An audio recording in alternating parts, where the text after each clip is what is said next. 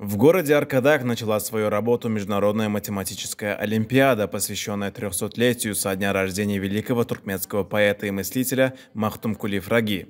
Для участия в Олимпиаде прибыли гости из России, Китая, Ирана, Катара, Азербайджана, Белоруссии, Болгарии, Казахстана, Таджикистана, Узбекистана и Турции.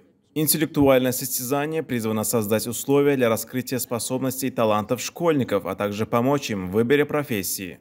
Олимпиада проводится в двух возрастных категориях. В категории А могут участвовать выпускники школ до 20 лет, не являющиеся студентами, окончившими школу менее года назад, а в категории Б – школьники до 15,5 лет.